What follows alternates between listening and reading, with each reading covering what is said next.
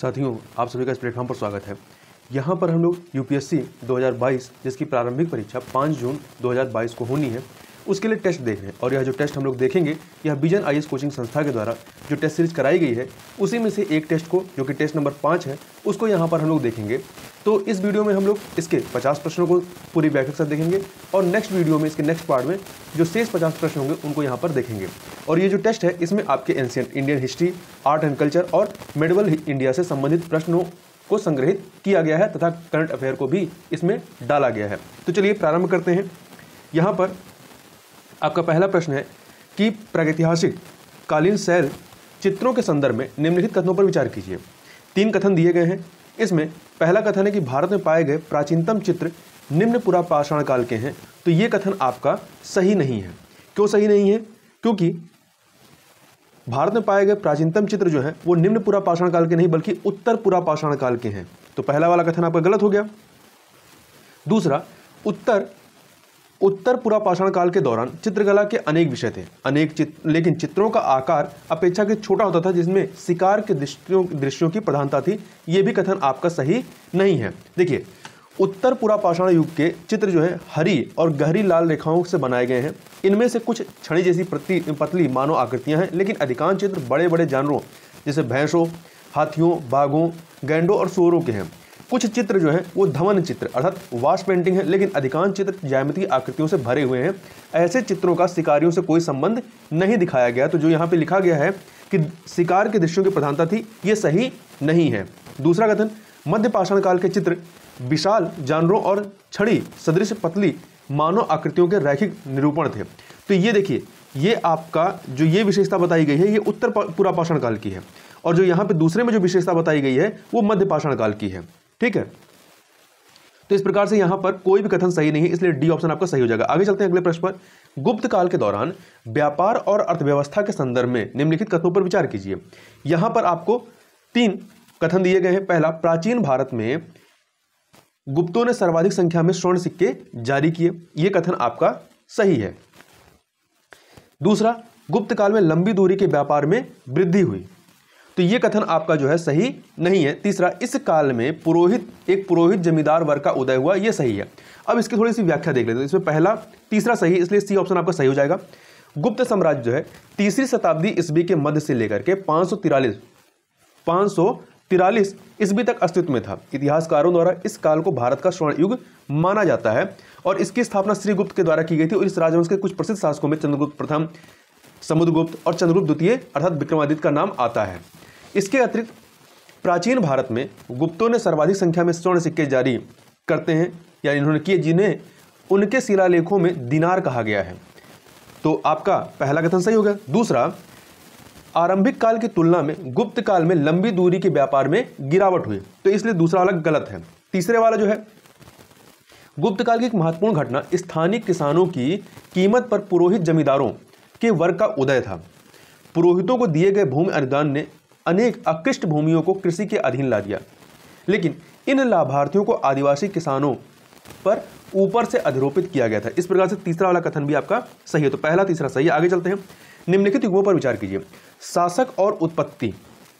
तो इसमें देखिए, पहला, चेर तमिल कम सही है। शक मध्य एशिया, ये वाला आपका सही नहीं है। अभी देख लेते हैं क्यों सही नहीं है। तीसरा, एक सेकंड, शक मध्य एशिया ये सही है। कुषाण पश्चिम एशिया, ये आपका सही नहीं है। तो अब इसमें आपका पहला और दूसरा जो है सही है, इसलिए सी ऑप्शन आपका सही हो जाएगा। अब एक एक करके इसको देख लेते हैं। देखिए, उपमहाद्वीप के दक्कन और उससे दक्षिण के क्षेत्र में स्थित तमिलकम, प्राचीन तमिल देश का नाम था ये, जिसे वर्तमान में तमिलनाडु के अतिरिक्त आंध्र प्रदेश और केरल के कुछ हिस्से भी इसमें शामिल थे। इस तमिलकम में चोल, चेर और पांड्य जैसी सरदारियों का उदय हुआ। ये राज्य बहुत ही स्थायी और समृद्ध सिद्ध हुए। चेरों ने जो है आधुनिक केरल के अधिकांश भाग पर शासन किया था और इनकी राजधानी वाजी थी। अब बात कर लेते हैं शकों की। तो शक जो है मध्य एशियाई मूल के थे। तो यहाँ पे मध्य एशिया लिखा है, तो इसलिए सही है। मध्य एशियाई मूल के लोग थे जिन्होंने उपमहाद्वीप के उत्तर पश्चिमी और पश्चिमी भागों में राज्य स्थापित किया तथा लंबी दूरी के व्यापार से राजस्व प्राप्त किया। कुषाणों की बात करें तो कुषाणों ने एक विशाल साम्राज्य पर शासन किया जो मध्य एशिया से लेकर उत्तर पश्चिम भारत तक फैला हुआ था। तो यहां पर क्या है, पश्चिम भारत लिखा है ना, तो ये मध्य एशिया से लेकर उत्तर पश्चिम भारत तक फैला था, इसलिए गलत है। आगे चलते हैं अगले प्रश्न पर, क्वेश्चन नंबर 4 पे। नागर शैली के मंदिर में प्रवेश के समय दृश्य मंदिर स्थापत्य कला के निम्नलिखित घटकों का सही क्रम में व्यवस्थित कीजिए। जब आप प्रवेश करेंगे तो किस प्रकार से प्रवेश होगा, तो इसमें सबसे पहले आप मंडप में जाएंगे, फिर आपका अंतराल आएगा और फिर गर्भगृह होगा। ठीक है, तो इस प्रकार से 2 3 1 बी ऑप्शन आपका सही हो जाएगा। अब यहां पे थोड़ा सा बात कर लेते हैं, आपका मंडप क्या होता है, यह मंदिर का प्रवेश कक्ष या सभा मंडल होता है जहां भक्तगण एकत्रित होते हैं। वही अंतराल क्या होता है, यह गर्भगृह और मंडप के बीच का गलियारा होता है। और गर्भगृह, जिसका शाब्दिक अर्थ गर्भगृह होता है, एक गुफा जैसा पवित्र कक्ष होता है जिसमें मंदिर के मुख्य देवता की प्रतिमा स्थापित की जाती है। आगे चलते हैं अगले प्रश्न पर। हड़प्पा काल के दौरान विभिन्न स्थानों में या विभिन्न स्थानों से शिल्प उत्पादन हेतु अधिप्राप्त कच्चे माल के संदर्भ में निम्नलिखित युग्मों पर विचार कीजिए। तांबा आपका जो है ये गुजरात से नहीं आता था। तांबा जो है आपका कहां से आता था, ये राजस्थान के खेतड़ी जो खादान थी यहां से आता था। लाजवर्द मणि अफगानिस्तान से, ये सही है। सेलखंडी जो है ये आपका ईरान से नहीं बल्कि दक्षिण राजस्थान और उत्तरी गुजरात से आता था। तो तीसरा भी गलत है, पहला भी गलत है। चौथा देखें, कॉर्निलियन ये आपका गुजरात से मिलता था। गुजरात में लोथल, मतलब गुजरात में कह सकते हैं लोथल या भड़ोच से ये चीज़ मिलती थी।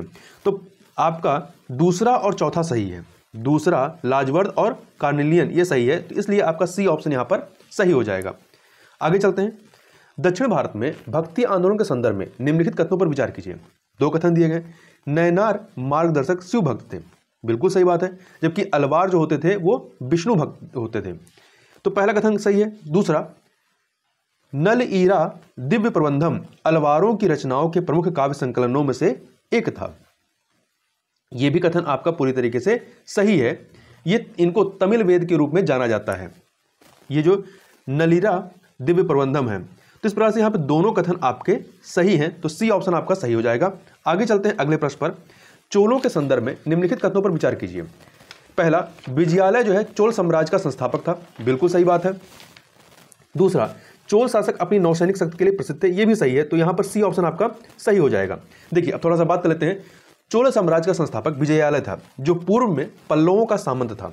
विजयालय ने 850 ईस्वी में तंजौर पर आधिपत्य स्थापित कर लिया तथा 9वीं शताब्दी के अंत तक चोलों ने कांची के पल्लवों को पराजित कर दिया और पांड्यों को कमजोर कर दिया। इस प्रकार दक्षिण तमिल भूमि या टोंड मंडल पर उनका अधिकार स्थापित हो गया, किंतु राष्ट्रकूटों से अपना बचाव करने के लिए चोलों को कड़ी मेहनत करनी पड़ी थी।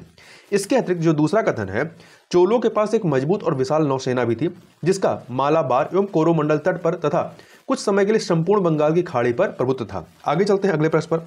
सिंधु घाटी सभ्यता की कृषि पद्धतियों के संदर्भ में निम्नलिखित में से कौन सा कथन सही है। तो इसमें देखिए, पहला, सिंधु घाटी के लोग गेहूं, जौ, राई, मटर, चावल और सरसों की कृषि करते थे, तो पहला कथन आपका बिल्कुल सही है। दूसरा, कांसे के उपकरणों का उपयोग खेतों की जुताई और फसलों की कटाई के लिए हंसिया के रूप में किया जाता था, तो यह कथन आपका सही नहीं है। अभी देख लेते हैं इसकी व्याख्या में क्या सही है। तीसरा, इस चरण में कपास का भी उत्पादन होता था, बिल्कुल सही बात है। चौथा, हरियाणा के दौलतपुर और मिताथल में तथा उत्तर प्रदेश के हुलास में रागी बड़े पैमाने पर उगाया जाता था, यह कथन गलत है। तो पहला और तीसरा आपका सही है, तो इसलिए डी ऑप्शन आपका सही हो जाएगा। अब थोड़ा सा व्याख्या देखते हैं। तो पहला तो कथन सही है। कांसा वाला देखें तो देखिए, यहां से आपके सिंधु घाटी सभ्यता से कोई फावड़ा या हल का फाल तो नहीं मिलता है, किंतु कालीबंगा के पूर्व हड़प्पा चरण से जो हल की लीक के निशान प्राप्त हुए हैं, उनसे अनुमान लगाया जाता है कि हड़प्पा काल में राजस्थान में हल जोते जाते थे। हड़प्पावासी लोग संभवतः लकड़ी के हलों का प्रयोग करते थे। इस बात का पता नहीं है कि हल मनुष्यों द्वारा खींचा जाता था या बैलों के द्वारा। फसलों की कटाई हेतु संभवतः पत्थर के हंसियों का, तांबे के हंसियों का नहीं, यहाँ पे तांबा लिखा ना, तांबे के हंसियों का नहीं, पत्थर के हंसियों का प्रयोग किया जाता था।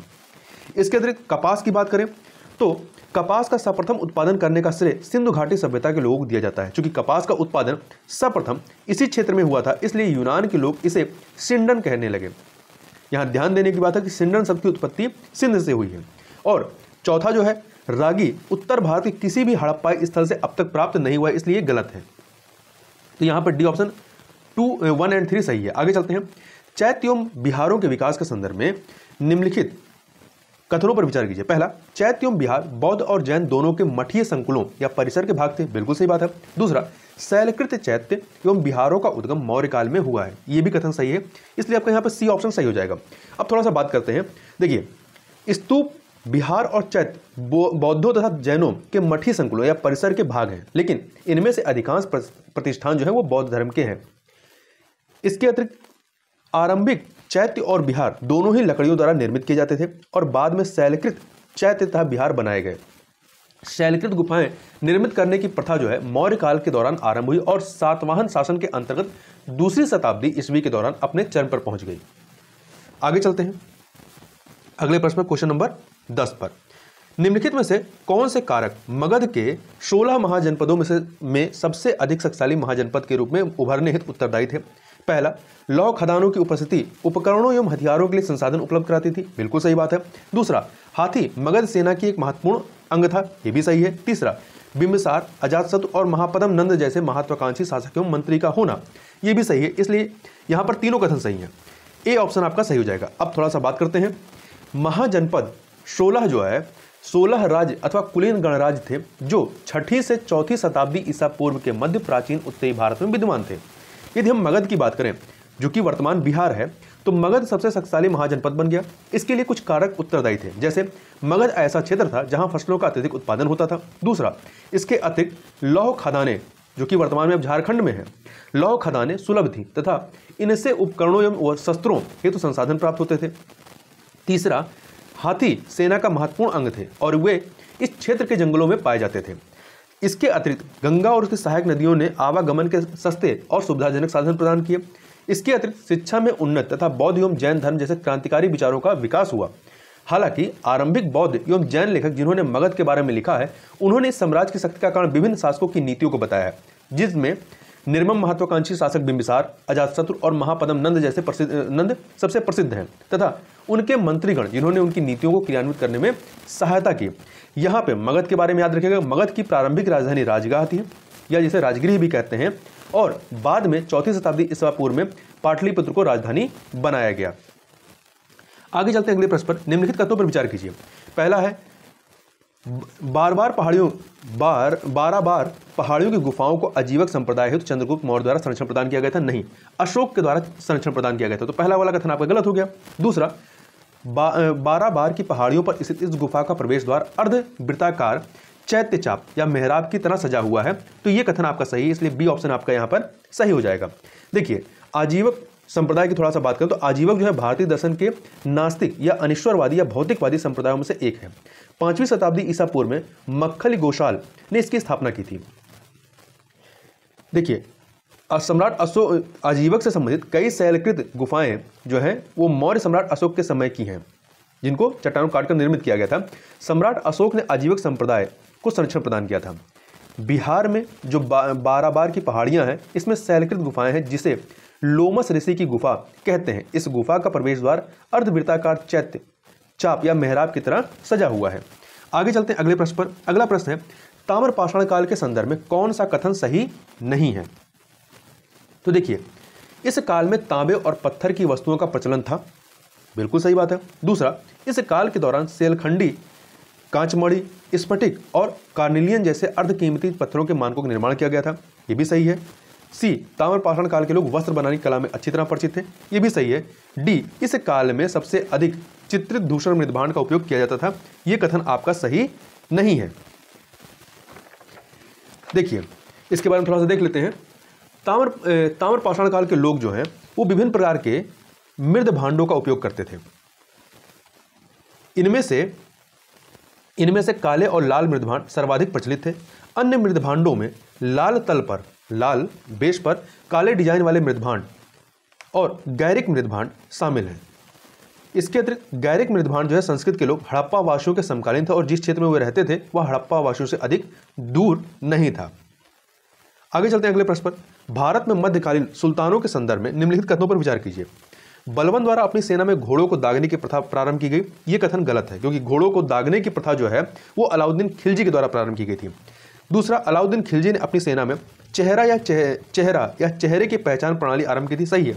तीसरा, फिरोज तुगलक ने दासों का एक पृथक विभाग दीवाने बंदगान स्थापित किया। ये आपका सही है। तो दूसरा और तीसरा सही है, इसलिए डी ऑप्शन आपका सही हो जाएगा। देखिए, अलाउद्दीन खिलजी, जिसका शासनकाल 1296 से लेकर 1316 तक था, ने दाग और चेहरा प्रणाली की शुरुआत की थी। इसमें दो प्रणालियां शामिल थी। पहली, अलाउद्दीन ने चेहरा प्रणाली की शुरुआत की, जिसमें प्रत्येक सैनिक को एक पहचान पत्र दिया जाता था। दूसरी, दाग प्रणाली, जिसमें विशेष रूप से युद्ध में प्रयोग किए जाने वाले घोड़ों को दागा या चिन्हित किया जाता था। गयासुद्दीन बलबन ने एक पृथक सैन्य विभाग, जिसे दीवाने आरिज कहा गया, की शुरुआत की और कोतवाल नियुक्त किया। फिरोज तुगलक की बात करें तो फिरोज तुगलक ने इक्ता प्रथा को वंशानुगत बना दिया और दासों के लिए एक पृथक विभाग दीवाने बंदगान की शुरुआत की। तो इसलिए आपका यहां पर दूसरा तीसरा सही है, डी ऑप्शन सही हो जाएगा। आगे देखते हैं, प्राचीन भारत के संदर्भ में कुमारा मात्य और आयुक्त क्या थे? ये गुप्त साम्राज्य में नियुक्त प्रांतीय प्रशासक हुआ करते थे। तो देखिए, कुमारा मात्य और आयुक्त नामक अधिकारियों के एक वर्ग के माध्यम से राजा प्रांतीय प्रशासन के निकट संपर्क बनाए रखता था और ये गुप्त प्रशासन में महत्वपूर्ण अधिकारी थे और राजा द्वारा नियुक्त किए जाते थे। आगे चलते हैं अगले प्रश्न पर। मुगल बादशाह अकबर द्वारा प्रारंभ किए गए सामाजिक और शैक्षिक सुधारों के संदर्भ में निम्नलिखित में से कौन सा कथन सही नहीं है? अकबर ने सती प्रथा पर पूर्ण प्रतिबंध लगा दिया। देखिए, इसने प्रतिबंध तो लगाया था, पर पूर्ण प्रतिबंध नहीं था। क्यों? क्योंकि उसने सती प्रथा पर प्रतिबंध लगा दिया। यद्यपि यदि कोई स्त्री स्वयं अपनी इच्छा से तथा बार बार सती होने का हट करे तो उसे वैसा करने की छूट होती थी। इस प्रकार सती प्रथा पर प्रतिबंध तो था, परंतु पूर्ण प्रतिबंध नहीं लगाया गया। इसलिए विकल्प ए आपका सही नहीं है, ए ऑप्शन यहाँ आपका सही हो जाएगा। इसके अतिरिक्त उसने विधवा पुनर्विवाह को वैधता प्रदान की। उसने विवाह के लिए आयु को बढ़ाकर लड़कियों के लिए 14 वर्ष और लड़कों के लिए 16 वर्ष कर दिया। ये भी सही है। उसने गणित और नैतिक विज्ञान जैसे धर्मनिरपेक्ष विषयों पर बल देते हुए शैक्षिक पाठ्यक्रम में संशोधन किया। ये भी सही है। इसके अतिरिक्त शराब एवं अन्य मादक पेय पदार्थों की बिक्री पर प्रतिबंध भी लगाया था इसने। इसके अतिरिक्त अकबर केवल पहली पत्नी के बांझ होने की स्थिति में ही एक से अधिक स्त्रियों के विवाह करने के पक्ष में था। आगे चलते हैं अगले प्रश्न पर। अगला प्रश्न है 16 नंबर। भारत के इतिहास के संदर्भ में लोपमुद्रा, मैत्री और अपाला थी। ये क्या थी? ये कवयित्री एवं लेखिका थी। इसके अतिरिक्त देखिए, घोषा, लोपमुद्रा, गार्गी, मैत्री, अपाला, रोमाशा, ब्रह्मवादिनी जैसी लेखिकाओं ने वैदिक काल से संस्कृत साहित्य की मुख्य धारा में महिलाओं की छवि पर ध्यान केंद्रित किया था। आगे चलते हैं। यज्ञ और अर्थ उसका क्या है? राजसूय यज्ञ। ऐसा माना जाता था कि इस यज्ञ से राजा को सर्वोच्च शक्ति प्राप्त होगी। यह कथन आपका सुमेलित है। वाजपेयी, जिस क्षेत्र से होकर शाही घोड़ा निर्बाध रूप से दौड़ता था, राजा के द्वारा उस क्षेत्र पर निर्विवाद नियंत्रण स्थापित किया जाता था। यह वाजपेयी नहीं बल्कि अश्वमेघ होता था। अश्वमेघ वाला देखें तो दूसरा वाला गलत है। अश्वमेघ, इस यज्ञ में रथों की दौड़ आयोजित की जाती थी। इसमें राजा के रथ को उसके संबंधियों या स्वजनों के रथों पर विजय दिलाई जाती थी। तो यह भी गलत है। यह वाजपेयी के बारे में बताया गया है। तो इस प्रकार से ये एक दूसरे से चेंज हो गए हैं। तो यहां पर केवल पहला कथन सही है, ए ऑप्शन आपका सही हो जाएगा। आगे चलते हैं। हाल ही में सुर्खियों में रहा reserve advisory and management partnership programme संबंधित है किससे? तो यह भारत में सूक्ष्म लघु एवं मध्यम उद्यम अर्थात एमएसएमई क्षेत्र की सहायता करने हेतु विश्व बैंक की एक पहल है। देखिए, विश्व बैंक के कार्यकारी निदेशक मंडल ने सूक्ष्म लघु एवं मध्यम उद्यम एमएसएमई क्षेत्रों को पुनर्जीवित करने की भारत की राष्ट्रव्यापी पहल का समर्थन करने हेतु $500 मिलियन के कार्यक्रम को मंजूरी दी है। किस कार्यक्रम को? जिसका नाम है आपका रैम अर्थात reserve advisory and management partnership जो प्रोग्राम है, इसको। आगे चलते हैं अगले प्रश्न पर। संगम साहित्य के संदर्भ में निम्नलिखित तत्वों पर विचार कीजिए। संगम ग्रंथों का स्वरूप मुख्यतः धर्मनिरपेक्ष था। बिल्कुल सही बात है। दूसरा, संगम कविताओं में राजाओं और सरदारों के सैन्य पराक्रमों का वर्णन किया गया है। यह भी सही बात है। तीसरा, संगम साहित्य यवनों अर्थात विदेशियों के साथ व्यापार के बारे में जानकारी प्रदान करता है। यह भी सही है। तो तीनों कथन यहां पर सही है, इसलिए डी ऑप्शन आपका सही हो जाएगा। देखिए, संगम ग्रंथ वैदिक ग्रंथों विशेष रूप से ऋग्वैदिक ग्रंथों से भिन्न है। इनमें धार्मिक साहित्य का संकलन नहीं है। मतलब संगम ग्रंथ में धार्मिक साहित्य का संकलन नहीं है, अपितु ये अनेक वीरों और वीरांगनाओं की प्रशस्ति में विभिन्न कवियों द्वारा रचित छोटी एवं लंबी कविताओं का संकलन है। इस प्रकार इस साहित्य का स्वरूप जो है वो धर्मनिरपेक्ष है। आगे चलते हैं अगले प्रश्न पर। अहम और पूरम शब्द संदर्भित करते हैं ये तमिल भाषा में लिखी कविताओं को। और ये कविताएं दो प्रकार की होती थी। अकम जो है, अकम या अहम, ये प्रेम संबंधी कविताएं होती थी और पूरम ये वीरतापूर्ण कविताएं होती थी। आगे चलते हैं। हाल ही में सुर्खियों में रहा E100 पायलट परियोजना संबंधित किससे? तो ये जो है ये संपूर्ण भारत में एथेनॉल के उत्पादन और वितरण से संबंधित है। देखिए, हाल ही में भारत के प्रधानमंत्री ने विश्व पर्यावरण दिवस कब मनाया जाता है? 5 जून को। तो 5 जून 2021 के अवसर पर E100 पायलट परियोजना का शुभारंभ किया। इस महत्वाकांक्षी परियोजना का उद्देश्य पूरे देश में एथेनॉल के उत्पादन एवं वितरण हेतु एक नेटवर्क स्थापित करना है। इसके अतिरिक्त प्रधानमंत्री ने इस वर्ष विश्व पर्यावरण दिवस के विषय के अनुरूप report of the expert committee on road map for ethanol blending in India 2020-2025 जारी किया। इस वर्ष अर्थात 2021 की बात हो रही है। विश्व पर्यावरण दिवस जो कि 5 जून को मनाया गया, का विषय क्या था या थीम क्या थी? बेहतर पर्यावरण के लिए जैव ईंधन को प्रोत्साहन, या इंग्लिश में कहें तो promotion of biofuels for a better environment. इसके अतिरिक्त कुछ अन्य चीज़ों की बात करें तो सरकार ने वर्ष 2025 तक जो है पेट्रोल में 20% कितना 20% एथेनॉल के मिश्रण के लक्ष्य को पूरा करने का संकल्प लिया है। इससे पहले यही लक्ष्य की प्राप्ति का समय जो है 2030 निर्धारित किया गया था, उसे 5 साल घटा दिया गया है। आगे चलते हैं अगले प्रश्न पर, क्वेश्चन नंबर 22 पर। यह एक शास्त्रीय एकल नृत्य है जो आदर्श रूप से महिलाओं द्वारा निष्पादित किया जाता है, बिना किसी अचानक झटके अथवा उछाल के। लालित्यपूर्ण ढलावदार शारीरिक अभिनय इसकी विशेषता है, जो विभिन्न लोक नृत्यों जैसे कि कई कोत्तिकली से अपनाई गई है।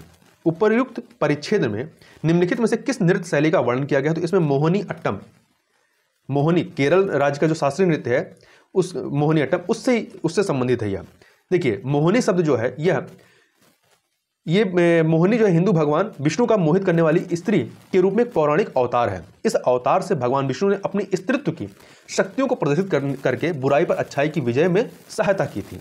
आगे चलते हैं। कभी कभी सुर्खियों में रहने वाली chimeric antigen receptor T cell CAR-T therapy क्या है? तो ये जो है गंभीर रक्त कैंसर या एक्यूट लिम्फोसाइटिक ल्यूकेमिया के उपचार के लिए चिकित्सा है। यह इसके बारे में बात करें तो कुछ समय पहले मुंबई में टाटा स्मारक केंद्र के कैंसर में उपचार अनुसंधान और शिक्षा के लिए प्रगत केंद्र जो है उसमें अस्थि मज्जा या जिसे इंग्लिश में कहते हैं बोन मैरो प्रत्यारोपण इकाई में देश की प्रथम CAR-T सेल थेरेपी की गई। ये जो CAR-T सेल्स या कोशिकाओं को IIT बॉम्बे के जैव विज्ञान एवं जैव इंजीनियरिंग विभाग में डिजाइन और निर्मित किया गया था। कैंसर के उपचार में chimeric antigen receptor T cell, ये आपका CAR-T थेरेपी जो है ये रामबाण के रूप में सामने आई है। विश्व स्तर पर किए गए नैदानिक परीक्षणों में अंतिम चरण वाले कैंसर रोगियों, विशेष रूप से गंभीर रक्त कैंसर अर्थात जिसे इंग्लिश में एक्यूट लिम्फोसाइटिक ल्यूकेमिया कहते हैं, से पीड़ित रोगियों में आशाजनक परिणाम दिखाई दिए हैं। तो ये आपका यहाँ पर C ऑप्शन जो है वो सही हो जाएगा। आगे चलते हैं अगले प्रश्न पर, एक सेकंड। अगला प्रश्न है, बौद्ध धर्म की जातक कथाओं के संदर्भ में निम्नलिखित कथनों पर विचार कीजिए। पहला है, इन कथाओं में बुद्ध के पूर्व जन्म की घटनाओं का वर्णन किया गया। बिल्कुल सही बात है। दूसरा, इन्हें स्तूपों के परिक्रमा पथों और तोरण द्वारों पर चित्रित किया गया। ये भी सही है। दोनों कथन यहाँ पर सही है, इसलिए आपका C ऑप्शन यहाँ पर सही हो जाएगा। देखिए, जातक कथाएं जो है मानव और पशु दोनों रूपों में बुद्ध के पूर्व जन्मों से संबंधित साहित्य का एक विशाल संग्रह। तो ध्यान रखिएगा, मानव रूप में भी जन्म हुआ है और पशु रूप में भी हुआ है। जिन जातक कथाओं का अक्सर अनेक स्थानों पर बार बार चित्रण दर्शाया गया है वे मुख्य रूप से छदंत जातक, विदुर पंडित जातक, रूर जातक, शिव जातक, विषांतर जातक और सम जातक से हैं। जातक कथाएं स्तूपों के परिक्रमा पथों और तोरण द्वारा चित्रित किए गए हैं, तोरण द्वारों पर चित्रित किए गए हैं। आगे चलते हैं अगले प्रश्न पर, क्वेश्चन नंबर 25। निम्नलिखित में से कौन से कारकों ने गुप्त साम्राज्य के उदय एवं विकास में योगदान किया? तो देखिए, पहला, घोड़ों के उत्कृष्ट उपयोग के साथ सशक्त सेना, उपजाऊ और लौह समृद्ध भीतरी प्रदेश, रेशम व्यापार के क्षेत्रों से निकटता, ये तीनों ही कारक महत्वपूर्ण थे। तो D ऑप्शन आपका यहाँ सही हो जाएगा। देखिए, कुषाण साम्राज्य के पतन के पश्चात एक नए साम्राज्य का उदय हुआ जिसने कुषाणों और सातवाहनों दोनों के पूर्व प्रभुत्व वाले एक बड़े भाग पर अपना प्रभुत्व स्थापित किया। यह गुप्त साम्राज्य था। यद्यपि गुप्त साम्राज्य जो है मौर्य साम्राज्य जितना विशाल नहीं था, फिर भी उसने उत्तर भारत को 335 ईस्वी से लेकर के 455 ईस्वी तक लगभग एक सदी से भी अधिक समय तक राजनीतिक रूप से एकजुट रखा। संभवतः गुप्त जो है उत्तर प्रदेश में कुषाणों के सामंत थे और ऐसा प्रतीत होता है कि वे जल्दी ही सफल हो गए थे। गुप्त साम्राज्य के उदय एवं विकास के जो कारक थे, इसमें उनकी मूल शक्ति में घोड़ों के उपयोग पर ही निर्भर थी। ये बात उनके लिए काफी महत्वपूर्ण थी, क्योंकि कुषाण योजना में अश्वरथ एवं हाथियों का महत्व समाप्त हो गया था और इन्होंने जो है इसका इस्तेमाल किया। दूसरा, दूसरी यदि बात करें तो देखिए, गुप्तों को कुछ भौतिक लाभ भी प्राप्त थे। उनके संचालन का केंद्र जो है मध्य प्रदेश की उपजाऊ भूमि थी, जिसमें बिहार और उत्तर प्रदेश शामिल थे। वह मध्य भारत और दक्षिण बिहार के लौह अयस्कों को दोहन कर सकते थे। इसके अतिरिक्त उन्होंने उत्तर भारत के उन क्षेत्रों से अपनी निकटता का लाभ उठाया जो पूर्वी रोमन साम्राज्य के साथ रेशम का व्यापार करते थे, जिसे बाइजेंटाइन साम्राज्य के रूप में भी जाना जाता था। आगे चलते हैं अगले प्रश्न पर। 26 नंबर, निम्नलिखित में से किस प्रदर्शन कला में पुंग चोलम और करताल चोलम अनिवार्य रूप से उपयोग किए जाने वाले संगीत वाद्य यंत्र हैं? तो ये मणिपुरी संकीर्तन में इनका उपयोग किया जाता है। तो देखिए, मणिपुरी जो संकीर्तन ये मणिपुर से संबंधित है। ये इसमें पुरुष नर्तक नृत्य करते समय पुंग और करताल बजाते हैं। नृत्य का जो पुरुषोचित पहलू है ये क्या है? इसमें चोलम संकीर्तन परंपरा का एक भाग है जो सभी सामाजिक और धार्मिक त्योहारों पर पुंग तथा करताल चोलम प्रस्तुत किया जाता है। आगे चलते हैं अगले प्रश्न पर। हाल ही में आरंभ किए गए सेज पोर्टल के संदर्भ में निम्नलिखित कथनों पर विचार कीजिए। पहला, इसका उद्देश्य विश्वसनीय स्टार्टअप द्वारा बुजुर्गों की देखभाल के उत्पादों एवं सेवाओं हेतु वन स्टॉप एक्सेस प्रदान करना है। ये कथन बिल्कुल सही है। यह सूक्ष्म लघु और मध्यम उद्यम मंत्रालय की एक पहल है। ये कथन आपका गलत है। क्यों? क्योंकि यह सामाजिक न्याय और अधिकारिता मंत्रालय की पहल है। इसने वरिष्ठ नागरिकों के लिए सेज अर्थात senior care ageing growth engine, ये शॉर्ट में सेज कहा जाता है, पहल और सेज पोर्टल की शुरुआत की है। तो यहां पर आपका पहला सही है, दूसरा गलत है, इसलिए ए ऑप्शन आपका सही हो जाएगा। आगे चलते हैं अगले प्रश्न पर। क्वेश्चन नंबर 28, हाल ही में सुर्खियों में रहा प्राण, स्वस्थ और वायु, ये क्या है? तो ये जो है विक्रम साराभाई अंतरिक्ष केंद्र अर्थात इसरो द्वारा विकसित वेंटिलेटर मॉडल है। तिरुवनंतपुरम में भारतीय अंतरिक्ष अनुसंधान संगठन इसरो के विक्रम साराभाई अंतरिक्ष केंद्र इसे शॉर्ट में BESSC कहते हैं, ने ऐसे समय में 3 अलग अलग प्रकार के वेंटिलेटर और एक ऑक्सीजन सांद्रक ऑक्सीजन कंसंट्रेटर का विकास किया है, जब इस महत्वपूर्ण चिकित्सा उपकरण की कमी के कारण पूरे देश में अनेक कोविड-19 रोगियों की मृत्यु हो चुकी है। इन मॉडलों के नाम प्राण, स्वस्थ और वायु हैं। आगे चलते हैं। प्राचीन काल के दौरान दक्षिण भारत में निम्नलिखित में से कौन से प्रकार के गांव पाए जाते थे? तो देखिए, उर, सभा, नगरम, ये तीनों प्रकार के गांव यहां पर पाए जाते थे, इसलिए ए ऑप्शन आपका सही हो जाएगा। थोड़ा सा बात कर लेते हैं। दक्षिण भारत में 3 प्रकार के गांव की जानकारी मिलती है। पहला, उर क्या थे? एक समान प्रकार के गांव थे जिसमें कृषक जातियां निवास करती थी जो संभवतः आपस में समानता रखते थे। दूसरा, सभा प्रकार के गांव में ब्रह्मदेय गांव या ब्राह्मणों को अनुदान में दी गई भूमि और अग्रहार गांव शामिल थे। नगरम, तीसरा है नगरम।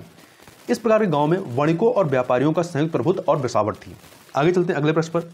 वैशेषिक दर्शन के संदर्भ में निम्नलिखित कथनों पर विचार कीजिए। यह परमाणुवाद पर आधारित है, बिल्कुल सही बात है। यह मानता है कि आत्मा और ब्रह्मांड पूर्णतया पृथक सत्ताएं हैं, ये भी सही है। तीसरा, यह सांख्य के संपूर्ण आध्यात्मिक मतों के साथ सामान्य रूप से सहमत रखता है, तो ये सही नहीं है, क्योंकि ये जो कथन है ये आपका योग के संदर्भ में सही है। योग दर्शन जो है वो सांख्य के संपूर्ण आध्यात्मिक मतों के साथ सामान्य रूप से सहमत रखता है, तो यहाँ पर पहला और दूसरा ही कथन सही है, इसलिए ए ऑप्शन सही हो जाएगा। वैशेषिक दर्शन जो है ये परमाणुवाद पर आधारित दर्शन था, जिसमें ब्रह्म प्रक्रिया, जिसके अंतर्गत आत्मा सम्मिलित होती है, की व्याख्या की गई है। परमाणुवाद एक सैद्धांतिक दृष्टिकोण है जो किसी भी वस्तु को विशिष्ट, पृथक करने योग्य और स्वतंत्र प्राथमिक घटकों के रूप में विश्लेषण के माध्यम से निर्वचनीय या व्याख्या करने योग्य बनाता है। वैशेषिक जो है सांख्य दर्शन की तरह यह मानते थे कि आत्मा अर्थात पुरुष और ब्रह्म अर्थात प्रकृति पूर्णतः पृथक सत्ताएं हैं और मुक्ति इस अंतर को पूर्णतः समझने में निहित है। आगे चलते हैं अगले प्रश्न पर। निम्नलिखित में से संगीत के कौन से स्वरूप कर्नाटक संगीत से संबंध है?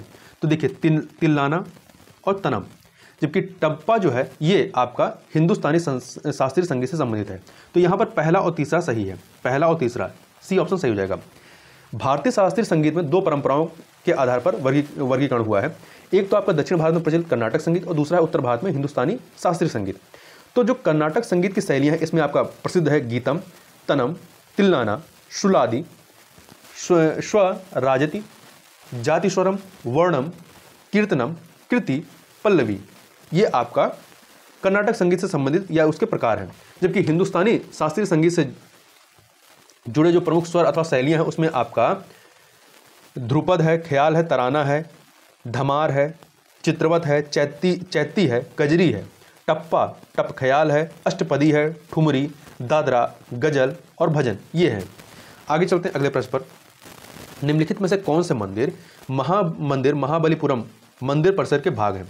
तो तटीय मंदिर या शोर टेम्पल कहते हैं इसे, गणेश रथ मंदिर, ये दोनों हैं।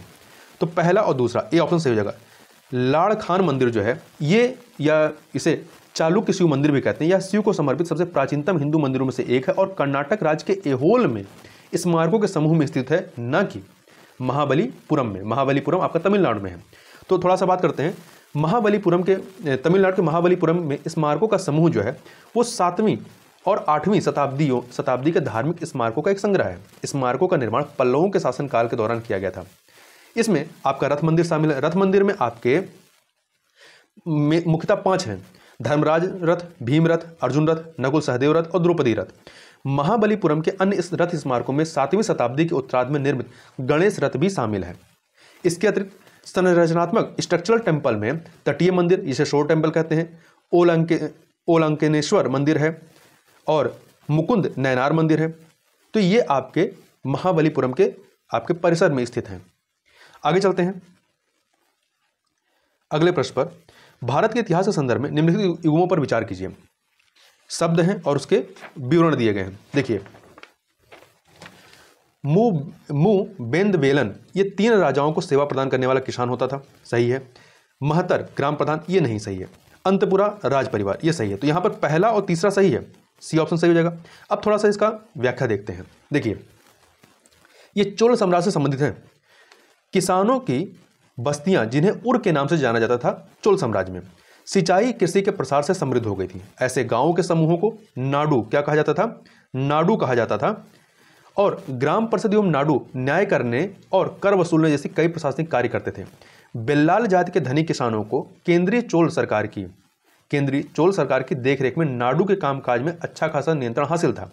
उनमें से कई धनी भूस्वामियों को चोल राजाओं ने सम्मान के रूप में बेदवेलन अर्थात 3 राजाओं को अपनी सेवाएं प्रदान करने वाला, बेलन या किसान, अरियार अर्थात प्रधान जैसी उपाधियां दी थी। इसके अतिरिक्त आप यहां ध्यान दीजिएगा कि गांव जो है प्रशासन की मूल इकाई हुआ करते थे और ग्राम प्रशासन का संचालन ग्राम प्रधान और ग्राम लेखाकार द्वारा किया जाता था, जिनके पद वंशानुगत होते थे। उन्हें करमुक्त भूमि अनुदान द्वारा भुगतान किया जाता था। प्रायः गांव के बुजुर्ग ग्राम प्रधान के कर्तव्यों के निर्वहन में उनकी सहायता करते थे। इन बुजुर्गों को जो ग्राम प्रधान की सहायता करते थे, इन्हें ग्राम महाजन या ग्राम महतर भी कहा जाता था। तो इस प्रकार से ये ग्राम प्रधान नहीं थे, ये ग्राम प्रधान के सहायक हुआ करते थे।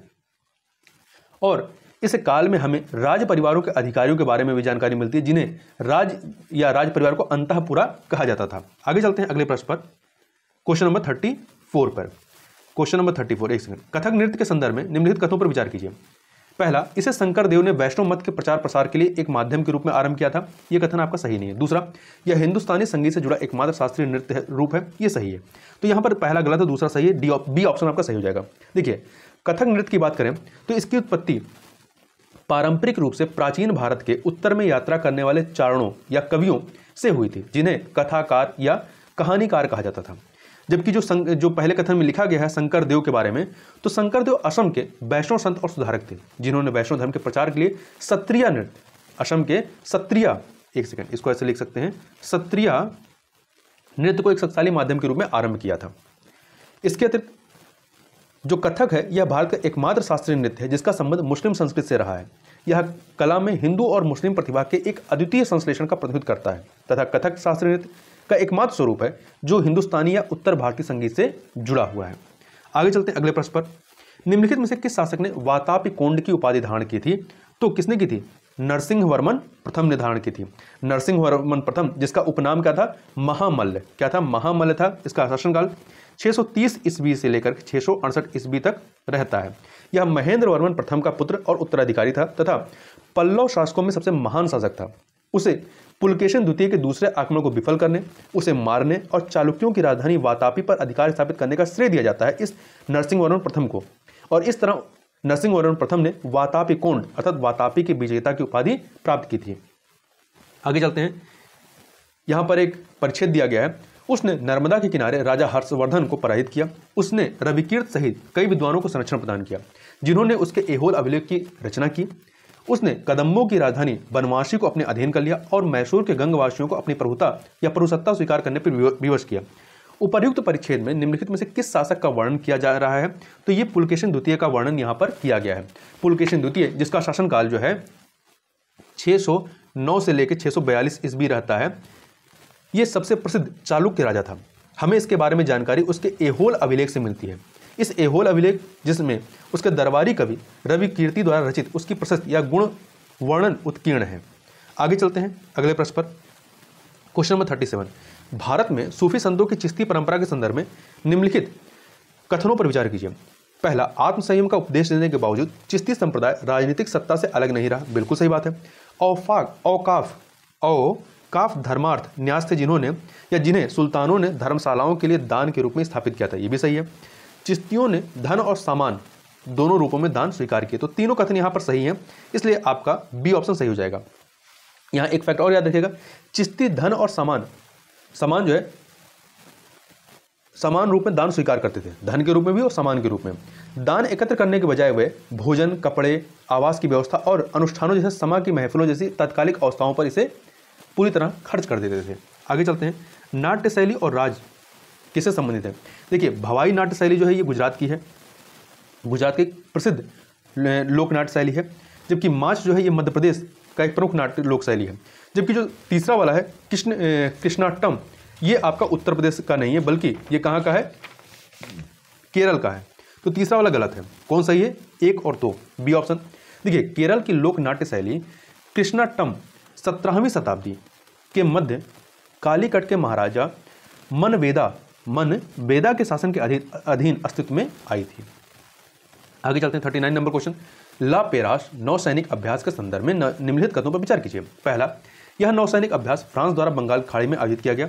बिल्कुल सही बात है। दूसरा, वर्ष 2021 में चतुष्कोणीय सुरक्षा वार्ता या ये शॉर्ट में क्वाड कहते हैं, क्वाड के सभी सदस्यों ने इसमें पार्टिसिपेट किया। ये भी सही है। तो दोनों कथन यहाँ पर सही हैं। सी ऑप्शन आपका सी ऑप्शन सही हो जाएगा, 1 और 2। देखिए, भारतीय नौसेना ने पहली बार बंगाल की खाड़ी में आयोजित फ्रांसीसी नौसैनिक अभ्यास ला पेरास में भाग लिया है। भाग लेने वाले देशों में क्वाड के अन्य सदस्य ऑस्ट्रेलिया, जापान और संयुक्त राज्य अमेरिका भी थे भारत के साथ में। यह पहली बार हुआ जब भारतीय नौसेना फ्रांस के नेतृत्व वाले युद्ध अभ्यास ला पेरास में शामिल हुई थी। अभी तक भारत को इस फ्रांसीसी नौसैनिक अभ्यास में आमंत्रित नहीं किया जाता था। आगे चलते हैं क्वेश्चन नंबर 40 पे। प्रारंभिक मध्यकाल के दौरान भारत की आर्थिक परिस्थितियों के संदर्भ में निम्नलिखित कथनों पर विचार कीजिए। इस काल के दौरान दक्षिण पूर्व एशिया और चीन के साथ व्यापार में गिरावट आई। ये कथन गलत है। दूसरा, सोने और चांदी के सिक्कों का प्रचलन में वृद्धि हुई। ये गलत है। तीसरा, इस काल के दौरान नगरों का लगातार पतन हुआ। ये कथन आपका सही है। तो यहाँ पर केवल तीसरा सही है, इसलिए सी ऑप्शन आपका सही हो जाएगा। अब इसके बारे में बात कर लेते हैं। आर्थिक और सामाजिक जीवन एवं धार्मिक पहलुओं के अध्ययन के उद्देश्य से 800 ईस्वी से लेकर 1200 ईस्वी तक ये प्रारंभिक मध्यकाल, इस पूरे काल को एक माना जाता है, इसे प्रारंभिक मध्यकाल कहते हैं। उत्तर भारत में यह जो प्रारंभिक मध्यकाल था प्रायः निष्क्रियता और यहाँ तक कि पतन का काल माना जाता है। इस काल में नगरों का लगातार पतन हुआ। तो आपका जो तीसरा कथन है सही हो गया। इसके अतिरिक्त 7वीं और 10वीं शताब्दी के बीच सोने और चांदी के सिक्कों का अभाव था। तो यहाँ क्या है? प्रचलन वृद्धि हुई थी। ये गलत है। पहले कथन पे चलते हैं। ये पश्चिमी देशों के साथ भारत के व्यापार में गिरावट आई। पश्चिमी देशों के साथ गिरावट आती है या पश्चिमी क्षेत्रों के साथ, लेकिन दक्षिण पूर्व एशिया और चीन के साथ व्यापार में लगातार वृद्धि हुई है। आगे चलते हैं क्वेश्चन नंबर 41। पल्लवों के संदर्भ में निम्नलिखित कथनों पर विचार कीजिए। पल्लवों ने राजधानी के रूप में कांचीपुरम के साथ दक्षिण भारत में अपना राज्य स्थापित किया। बिल्कुल सही है। कदम और बदामी के चालुक्य पल्लवों के समकालीन थे। ये भी सही है। तो पहला दूसरा सही है। तीसरा, पल्लवों द्वारा ब्राह्मणों को प्रदान किए गए भूमि अनुदान पत्र ताम्रपत्रों पर संस्कृत भाषा में उत्कीर्ण किए गए। ये गलत है। यहाँ लिखा सभी नहीं, अधिकांश थे परंतु सभी नहीं थे। तो यहाँ पर पहला और दूसरा कथन सही है, इसलिए सी ऑप्शन आपका सही हो जाएगा। अब थोड़ा सा इसके बारे में देख लेते हैं। देखिए, पल्लवों का अधिकार दक्षिणी आंध्र और उत्तरी तमिलनाडु दोनों पर विस्तारित था। उन्होंने अपनी राजधानी कांची, आधुनिक कांचीपुरम नाम है, में स्थापित की। आरंभ में पल्लवों का कदम्बों के साथ संघर्ष हुआ। कदम्बों ने 4वीं शताब्दी ईस्वी में उत्तरी कर्नाटक और कोंकण में अपनी सत्ता कायम की थी। पल्लवों ने अधिकांश ब्राह्मणों को कई कर मुक्त ग्राम जो है दान में दिए थे। हम आरंभिक पल्लवों के 16 भूमि अनुदान पत्र प्राप्त हुए हैं। उनमें से कुछ जो अधिक पुराने लगते हैं पत्थरों पर प्राकृत भाषा में उत्कीर्ण है, लेकिन अधिकांश संस्कृत भाषा में ताम्रपत्रों पर उत्कीर्ण है। तो यहाँ पर क्या है? सभी के सभी संस्कृत में नहीं है, बल्कि कुछ प्राकृत भाषा में भी है। इसलिए आपका जो तीसरा वाला कथन है ये गलत है।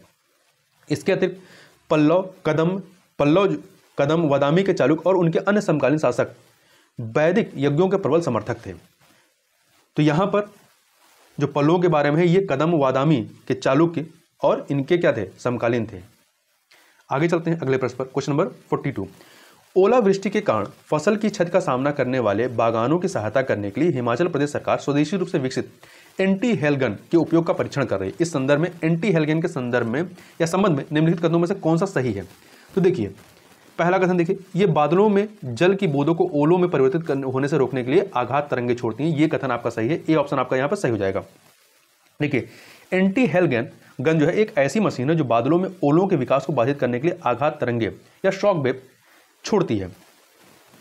ठीक है, इसमें जो गैस इस्तेमाल होता है, इसमें एस्टिलीन गैस और वायु के मिश्रण को जो है इसमें विस्फोटक के रूप में छोड़ा जाता है, जो कि एक आघात तरंग छोड़ता है।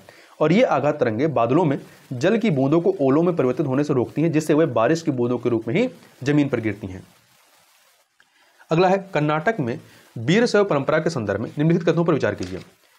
तो इसमें पहला है, इस परंपरा के अनुयायी वाम स्कंध पर चांदी के एक पिटारे में एक लघु लिंग या शिव के प्रतीक को धारण करते हैं। सही बात है। उनका विश्वास था कि मृत्युपरांत भक्त शिव में लीन हो जाता था, इस संसार में मुक्त पुनः नहीं आता है। यह भी कथन आपका सही है। तीसरा, वह दाह संस्कार जैसी अंत्योष्टि संस्कार का पालन नहीं करते, इसके बजाय वह अपने मृतकों का विधि पूर्वक दफनाते हैं। यह भी सही है। तीनों कथन यहां पर सही है, इसलिए बी ऑप्शन आपका सही हो जाएगा। देखिए 12वीं शताब्दी में कर्नाटक में एक नवीन आंदोलन का उद्भव हुआ, जिसका नेतृत्व बाशवन्ना नामक एक ब्राह्मण ने किया था। बाशवन्ना का जो कालखंड है वो 1106 से लेकर 1168 तक है। बाशवन्ना कलचुरी राजा के दरबार में मंत्री थे। इनके अनुयायी वीर शैव या शिव के वीर या लिंगायत लिंग धारण करने वाले कहलाए। लिंगायतों का विश्वास था कि मृत्युपरांत भक्त जो है शिव में लीन हो जाएंगे तथा इस संसार में पुनः नहीं लौटेंगे, इसलिए वे धर्मशास्त्रों में बताए गए दाह संस्कार का पालन नहीं करते। इसके बजाय वे अपने मृतकों का विधि पूर्वक दफनाते हैं। इसके अतिरिक्त लिंगायतों ने जात की अवधारणा और कुछ समुदायों के दूषित होने की ब्राह्मणीय अवधारणा है उसका विरोध किया है। आगे चलते हैं अगले प्रश्न पर, क्वेश्चन नंबर 44। मौर्योत्तर काल 200 ईसा पूर्व से 300 ईस्वी के दौरान शिल्प के संदर्भ में निम्नलिखित कथनों पर विचार कीजिए। शाटक मथुरा में निर्मित एक विशेष प्रकार का वस्त्र था। सही है। सिक्कों की ढलाई एक महत्वपूर्ण शिल्प था और नकली रोमन सिक्कों की ढलाई भी प्रचलित थी। ये भी सही है। कुषाण और सातवाहन क्षेत्रों में टेराकोटा का निर्माण प्रचलित था। ये भी आपका यहां पर सही है। तो इस प्रकार से आप देखें, इसका जो डी ऑप्शन है तीनों सही है। इस समय जो ये कालखंड रहता है, इसमें शक, कुषाण, सातवाहन ये सभी के सभी यहां पर आते हैं। आगे चलते हैं। मराठा राजस्व निर्धारण प्रणाली के संदर्भ में निम्नलिखित कथनों पर विचार कीजिए। पहला, चौथ एक कर था जो कुल भू राजस्व पर नाम मात्र एक चौथाई वसूला जाता था। सही है। दूसरा, सरदेशमुखी उन भूमियों पर 10% का अतिरिक्त कर था जिन पर मराठों ने अपने वंशानुगत अधिकारों का दावा किया था। ये भी सही है। तीसरा, दोनों कर अर्थात चौथ और सरदेशमुखी केवल मराठा साम्राज्य में वसूल किए जाते थे। ये गलत है। केवल मराठा साम्राज्य में नहीं बल्कि मुगल साम्राज्य, दक्कन सल्तनत के निकटवर्ती क्षेत्रों में भी इसको संग्रहित किया जाता था। तो यहाँ पे पहला और दूसरा सही है, तीसरा गलत है। तो ए ऑप्शन सही हो जाएगा। अब थोड़ा सा और देख लेते हैं। चौथ जिसे संस्कृत में चतुर्थांश या एक चौथाई कहते हैं, एक कर है, एक कर या शुल्क था जो भारत में 18वीं शताब्दी के आरंभ में मराठा साम्राज्य द्वारा वसूला गया था। जैसा कि इसके नाम से विदित होता है कि यह कुल भू राजस्व पर नाम मात्र अर्थात एक चौथाई अर्थात 25% लगाया जाता था। इसके अतिरिक्त सरदेशमुखी की बात करें, सरदेशमुखी उन भूमियों पर चौथ के ऊपर था, ये चौथ के ऊपर 10% का अतिरिक्त कर अर्थात वर्तमान में कहें ये सरचार्ज था या उपकर था, जिन पर मराठों ने अपने वंशानुगत अधिकारों का दावा किया था। तो ये सही हो गया। तो पहला दूसरा सही है, तीसरा गलत है। आगे चलते हैं। जैन दर्शन के संदर्भ में निम्नलिखित कथनों पर विचार कीजिए। जैन धर्म में देवताओं के अस्तित्व को स्वीकार किया गया है, किंतु उनका स्थान जिन से नीचे रखा गया है। सही है। सम्यक ज्ञान, सम्यक दर्शन और सम्यक चरित्र जैन धर्म के तीर्थरत्न माने जाते हैं। तो ये भी सही है। इसमें पूछ रहा कौन सा सही नहीं है, तो इसमें दोनों सही है, इसलिए डी ऑप्शन आपका सही हो जाएगा। जैन धर्म में जिन जो होते हैं, इसका अर्थ होता है विजेता या विजय प्राप्त करने वाला होता है, जिसने कर्म के बंधन से मोक्ष प्राप्त कर लिया, उसे जिन कहा जाता है। आगे चलते हैं। Question number 47। भारत की लोक परंपराओं के संदर्भ में निम्नलिखित युग्मों पर विचार कीजिए। लोक संगीत और राज्य। तो देखिए, छकरी जो लोक संगीत है ये पंजाब का नहीं बल्कि कश्मीर का है, तो ये गलत हो गया। बुर्रा कथा ये आंध्र प्रदेश का है, ये आपका वहाँ की एक उच्च कोटि की नाट्य शैली है। सही है। 10 कठिया कर्नाटक का नहीं बल्कि उड़ीसा का है, तो ये गलत हो गया। तो यहाँ पर केवल दूसरा वाला सही है, इसलिए बी ऑप्शन आपका सही हो जाएगा। आगे चलते हैं क्वेश्चन नंबर 48 पर। राजस्थान में प्रचलित पुतली कथा कठपुतली के संदर्भ में निम्नलिखित कथनों पर विचार कीजिए। पहला, गोलाकार मुख, छोटी छोटी आंखें और पतले ओठ पुतलियों की मुखाकृति के कुछ विशिष्ट लक्षण हैं। तो ये कथन यहाँ पर गलत है। ये जो राजस्थान में प्रचलित पुतली कला है उसकी ये विशेषता नहीं है। दूसरा, कठपुतली पुतलियां लंबा पुछल्ला लहंगा पहनती हैं और इनके पैरों में जोड़ नहीं होते हैं। तो दूसरा वाला कथन सही है, यहाँ पे बी ऑप्शन सही हो जाएगा। देखिए, जो राजस्थान की परंपरागत पुतलियां हैं, जो पुतलियां हैं इसे कठपुतली कहते हैं। इसकी विशेषता क्या होती है? ये इनका अंडाकार मुख, मछलियों जैसी बड़ी बड़ी आंखें, कमानी जैसे भौहें और बड़े बड़े ओंठ आदि इनकी मुखाकृति के कुछ विशिष्ट लक्षण हैं। ठीक है, ना कि जो पहले में दिया गया है। इसलिए आपका केवल दूसरा वाला कथन सही, पहला गलत है। बी ऑप्शन सही हो जाएगा। आगे चलते हैं। हाल ही में सुर्खियों में रहा ऑपरेशन पेंजिया 14 जो है संबंधित है किससे? तो ये नकली दवाओं के विक्रय के विरुद्ध इंटरपोल की पहल से संबंधित है। तो बी ऑप्शन सही हो जाएगा। कुछ समय पहले नकली तथा अवैध दवाओं और चिकित्सा उत्पादों के विक्रय को लक्षित करते हुए ऑपरेशन पेंजिया 14 के तहत रिकॉर्ड संख्या में नकली ऑनलाइन दवा विक्रेताओं को बंद किया गया। ऑपरेशन पेंजिया 14 इंटरपोल द्वारा समन्वित पहल है जिसमें 92 देशों के पुलिस, सीमा शुल्क और स्वास्थ्य नियामक प्राधिकरण शामिल हैं। भारत के केंद्रीय अन्वेषण ब्यूरो अर्थात CBI सहित भारतीय एजेंसियों ने भी इस ऑपरेशन में पार्टिसिपेट किया था। चलते हैं क्वेश्चन नंबर 50 पे। विजयनगर साम्राज्य के संदर्भ में निम्नलिखित कथनों पर विचार कीजिए। पहला, साम्राज्य में दुर्गों की 7 पंक्तियां थी जो न केवल नगरों को बल्कि कृषि में प्रयुक्त आसपास के क्षेत्र व वनों को भी घेरती थी। ये कथन सही है। दूसरा, दीवारों के निर्माण में कहीं भी गारे या जोड़ने वाली किसी भी वस्तु का प्रयोग नहीं किया गया। ये भी सही है। तीसरा, जलाशय और नहरें साम्राज्य की प्रमुख विशेषताएं थीं। ये भी सही है। तीनों कथन यहाँ पर सही हैं। बी ऑप्शन आपका सही हो जाएगा। यहाँ पे थोड़ा सा इसकी व्याख्या देखें तो देखिए, 15वीं शताब्दी में फारस के शासक द्वारा कालीकट, जिसे वर्तमान में कोजी कोंड कहते हैं, भेजे गए दूत अब्दुल रज्जाक ने दुर्गों की 7 पंक्तियों का उल्लेख किया है। इनसे न केवल नगरों को बल्कि कृषि में प्रयुक्त आसपास के क्षेत्र तथा जंगलों को भी घेरा गया था। सबसे बाहरी दीवार शहर के चारों ओर बनी पहाड़ियों को आपस में जोड़ती थी। इसके अतिरिक्त यह विशाल राजगिरी संरचना थोड़ी सी सुंडाकार थी। निर्माण में कहीं भी गारे या जोड़ने के लिए किसी भी वस्तु का प्रयोग नहीं किया गया था। पत्थर के टुकड़े फानाकार थे जिसके कारण वे अपने स्थान पर टिके हुए थे। इसके अतिरिक्त आसपास के क्षेत्र जो है शुष्क होने के कारण वर्षा जल के संचयन एवं इसके शहर तक ले जाने के लिए व्यापक प्रबंधन करना आवश्यक था। ऐसे सबसे महत्वपूर्ण जलाशयों में एक का निर्माण 15वीं शताब्दी के आरंभिक वर्षों में हुआ जिसे आज कमलपुरम जलाशय कहा जाता है। तो इस प्रकार से यहाँ पर तीनों सही हैं। बी ऑप्शन आपका सही हो जाएगा। इस प्रकार से यहाँ पर हम लोगों ने 50 प्रश्नों को पूरी व्याख्या के साथ देखा। तो इस वीडियो में बस इतना ही। मिलते हैं नेक्स्ट वीडियो में, तब तक के लिए बहुत बहुत धन्यवाद।